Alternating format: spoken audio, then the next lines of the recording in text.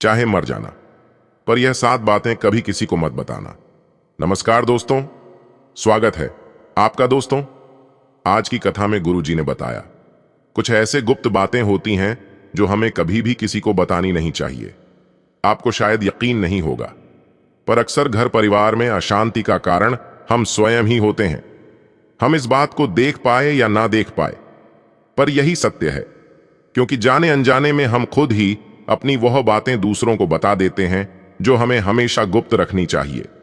और वही बातें जो जाने अनजाने में हम दूसरों को बता देते हैं, वही हमारे दुख का कारण बन जाते हैं। वही हमारे घर परिवार के बर्बादी का कारण बन जाता है।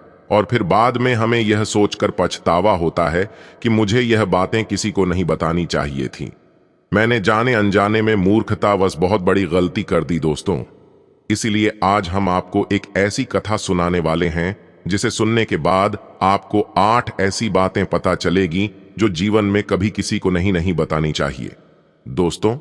और मैं आपको बता दूं कि इन 8 बातों के अलावा अगर आपको लगे कि कोई और भी बातें हैं जो मुझे बताना चाहिए, तो आप वह बातें कमेंट में जरूर लिखें। दोस्तों, आगे बढ़े और आप इस ज्ञानवर्धक कहानी में खो जाएं। उससे पहले यदि आप भगवान श्री कृष्ण को सच्चे मन से चाहते हैं तो कमेंट में जय श्री कृष्ण जरूर लिखें, और साथ ही इस चैनल धर्म आस्था को सब्सक्राइब अवश्य कर लें। और हां, इस वीडियो को पूरा अंत तक जरूर देखें, वरना आपको जिंदगी भर पछताना पड़ेगा। यह मैं नहीं कह रहा हूं, इस वीडियो को देखने के बाद आप खुद ही समझ जाओगे दोस्तों। एक समय की बात है, एक गांव में रामलाल नामक एक व्यक्ति रहता था। वह व्यक्ति बहुत ही गरीब था, इतना गरीब कि उसको 2 वक्त की खाना भी बड़ी मुश्किल से नसीब होती थी। वह काम की तलाश में पूरे दिन इधर उधर भटकता रहता, पर उसे कोई काम नहीं मिल रहा था दोस्तों। फिर एक दिन उसने अपनी पत्नी से कहा कि मैं जिस जगह भी काम मांगने के लिए जाता हूं तो हर कोई मुझे यह कहकर काम नहीं देता कि हमारे यहां काम की जरूरत नहीं है। मैं काम की तलाश कर करके थक चुका हूं। मुझे समझ नहीं आता कि मैं तुम लोगों का पेट कैसे भरूं, अपने बच्चों को कैसे पालूंगा, और यह चिंता मुझे दिन रात खाए जा रही है। यह सुनकर उसकी पत्नी ने कुछ सोचकर कहा कि तुम एक आदमी के पास एक बार ही काम मांगने के लिए जाते हो, और जब वह काम नहीं देता तो तुम दोबारा उसके पास जाते तक नहीं। अगर तुम्हें उनसे काम लेना है तो तुम्हें हमदर्दी तो जतानी ही होगी।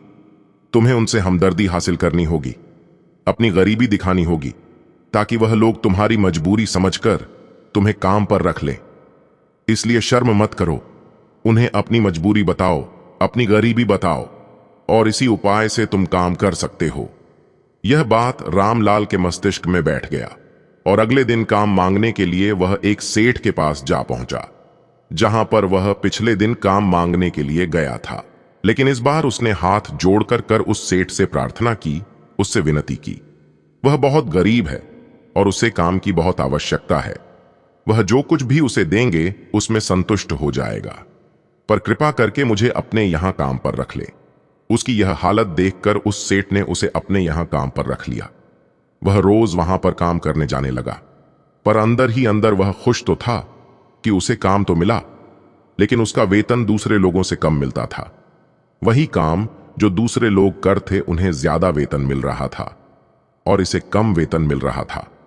जब इस बारे में उसने अपने सेठ से कहा तो सेठ ने कहा कि देखो भाई, तुम्हें काम की जरूरत थी, मैंने तुम्हें काम दिया, मेरा धन्यवाद करने की बजाय तुम मुझसे शिकायत कर रहे हो। यह कैसी बात है साहब। यह सुनकर रामलाल वहीं पर चुप हो गया, क्योंकि बात कहीं ना कहीं सत्य थी। सेठ ने तो उसे उसकी मजबूरी के हिसाब से ही काम दिया था, और इसीलिए वह उसे अपने अनुसार आर ही वेतन देता था। लेकिन धीरे धीरे उसने यह बात अपने सगे संबंधियों और अपने दोस्तों को भी बताना शुरू कर दिया कि उसका मालिक उसे कितना वेतन देता है।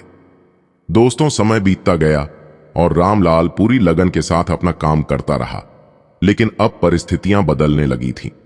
सेठ अब रामलाल से दूसरे लोगों से ज्यादा काम लेता था और उनसे कम वेतन उसे देता था। यह बात रामलाल के मन को बहुत ठेस पहुंचाती थी। वह दूसरों से ज्यादा मेहनत कर रहा है और उनसे से कम वेतन पा रहा है। इससे उसके आत्मसम्मान को बहुत गहरी चोट पहुंची। अब धीरे धीरे उसका मन अपने काम से हटने लगा। उसका मन काम में लगता ही नहीं था। दोस्तों, जाहिर सी बात है कि ऐसी जगह किसका मन लगेगा जहां आदमी को अपने आत्मसम्मान के साथ समझौता करना पड़े। इसीलिए जल्दी ही रामलाल ने अपना काम छोड़ दिया और वह घर पर आकर खाली बैठ गया। अब उसके पास घर का खर्च चलाने के लिए भी पैसे नहीं बचे थे। इसीलिए उसने अपने सगे संबंध बंधिया और अपने दोस्तों से सहायता मांगना शुरू की। लेकिन उसके दोस्त उसके सामने तो उसे दया का पात्र समझते थे, उसे दिलासा देते थे, लेकिन पीछे से उसका मजाक उड़ाते थे। वह कहते कि कितना बेवकूफ है, सेठ ने इतना काम लिया और बेचारे को पैसे भी नहीं दिया, कल हमारा भी पैसा वापस कर पाएगा, इसकी ऐसी हालत है, काम तो उसके पास कुछ है नहीं, पैसा कहां से लाकर देगा। और इसी वजह से रामलाल की हालत दिन पर दिन खराब होता जा रहा था। दोस्तों, आपने अक्सर एक बात को अपने गांव समाज में देखा होगा कि यदि आपके पास पैसे हैं, अच्छी नौकरी है, तो 10 लोग आपके हाल पूछने आते हैं, पर यदि आपके पास कुछ नहीं है तो आपके अपने भी आपको नहीं पूछते। यही हाल रामलाल का था और इसी वजह से रामलाल की हालत दिन पर दिन खराब होती जा रही थी। अब वह दिन रात तनाव में रहने लगा था। वही दोस्त, वही सगे संबंधी जो उसकी अपनी होने का दिखावा करते थे, वह उसे दया का पात्र समझ रहे थे। उन्हें उसके ऊपर तरस आ रहा था। सब लोग आकर उसे ज्ञान तो बहुत देते थे, लेकिन कोई सहायता नहीं करता था। और अक्सर ऐसा ही होता है, ज्ञान देने वाले तो बहुत मिल जाते हैं, लेकिन मदद करने वाले कितने लोग मिलते हैं दोस्तों। फिर एक दिन रामलाल को पता चला कि पास के गांव में एक साधु महात्मा आया हुआ है जो बहुत ही ज्ञानी है। रामलाल इतना तनाव में था कि उसे कोई रास्ता नजर ही नहीं आ रहा था। इसीलिए जाने अनजाने वह उस साधु के पास पहुंच जाता है। वहां पहुंचकर वह सीधे उनके पैरों में गिरकर रोने लग जाता है। वह रोते रोते उन्हें अपनी सारी स्थिति बताता है। उसे बताता है कि किस तरह उसके सेठ ने उसका फायदा उठाया और उसके सगे संबंधी उसके साथ कैसा व्यवहार रखते हैं। सारी बातें सुनकर साधु ने उसे चुप करते हुए कहा कि यह सारी समस्याएं तुम्हारी बुद्धिहीनता, तुम्हारी मूर्खता के कारण उत्पन्न हुई हैं। अगर तुम्हारे अंदर विवेक होता तो इनमें से एक भी समस्या तुम्हारा चित्र को दुखी नहीं कर सकती थी, लेकिन तुमने अपने अभिव्यक्ति के कारण, अपनी मूर्खता के कारण खुद ही अपने रास्ते में कांटे बिछा दिया। पर उदास मत हो, आज मैं तुम्हें 8 बातें बता रहा हूं जो भूलकर भी किसी को मत बताना, और इन बातों का अनुसरण करते हुए तुम बाहर से मिलने वाले दुखों को तो दूर कर ही सकते हो जो बेवजह दुनिया की वजह से तुम्हारे अंदर पनपते हैं। साथ ही एक हंसी खुशी जिंदगी भी जी सकते हो। तो सुनो, मेरा पहला बात जो किसी को नहीं बतानी चाहिए वह है अपनी मजबूरी है। अपनी मजबूरी का दिखावा करके दूसरों का दया पात्र बनके उनकी सहायता लेने की गलती कभी मत करना। हो सकता है कि आज वह तुम्हारी मजबूरी देखकर तुम्हारी सहायता कर दे, लेकिन कल वह तुम्हारा फायदा उठाने से भी नहीं झुकेगा, और अगर फायदा भी नहीं उठाया तो दूसरों के सामने तुम्हारा मजाक बनाने में वह आदमी कभी नहीं झुकेगा। इसीलिए कभी भी अपनी मजबूरी का दिखावा मत करो। अगर घर में 2 रोटी है, भले ही सूखी रोटी है, तो वही खाकर सो जाओ, लेकिन दूसरों को इसके बारे में भनक तक नहीं लगनी चाहिए। जरा आप खुद सोचो, मजबूरी बताने का क्या प्रयोजन होता है। एक इंसान का या तो दूसरों से सहानुभूति हासिल करना चाहता है या उनसे कोई आर्थिक मदद चाहता है, लेकिन अगर दोनों ही परिस्थितियों आप देखें तो दूसरा आदमी आपका फायदा उठाने से नहीं झुकेगा, और अगर वह फायदा नहीं भी उठाएगा तो अपनी नजर में तो वह आपको मूर्ख ही समझेगा और दूसरों के सामने आपका मजाक तो जरूर बनाएगा। इसीलिए अपनी मजबूरी के बारे में कभी किसी को मत बताना। दूसरी बात जो किसी को भी नहीं बतानी चाहिए वह है अपनी अतीत की गलतियां और भविष्य की रणनीतियां किसी दूसरे को बताते हैं तो उसका क्या प्रभाव होगा, वह गलत या ठीक तो नहीं की जा सकती। जाहिर है, तो उन्हें बताने का क्या प्रयोजन रह जाता है। आप अपने अंधेरे पक्ष को खुद दुनिया के सामने बता रहे हो, खुद अपनी गलतियां दूसरों के सामने बता रहे हो। इससे उस आदमी की नजर में आपका एक चरित्र घटित हो जाएगा और वह भविष्य में हमेशा आपको उसी नजर से दिखेगा। इसीलिए किसी भी आदमी की नजर में अपना चरित्र घटित मत होने दो और आप व्यर्थ में ही अपनी भविष्य की रणनीतियां दूसरों के सामने बता रहे हो। जो लोग आपके काम का हिस्सा ही नहीं है, उनके सामने अपनी भविष्य की रणनीतियां बताने का क्या फायदा। वो लोग आपकी सहायता तो नहीं करेंगे, लेकिन आपकी भविष्य की रणनीतियों में बाधा जरूर बन सकते हैं। आप खुद अपने विवेक का इस्तेमाल करिए और सोचिए कि आपके साथ भी ऐसा हुआ है कि आपने अपनी भविष्य की रणनीति किसी को बताई हो और वह कामयाब ही ना हुई हो। मेरा तीसरा बात जो किसी को नहीं बतानी चाहिए वह है अपने घर की बातें।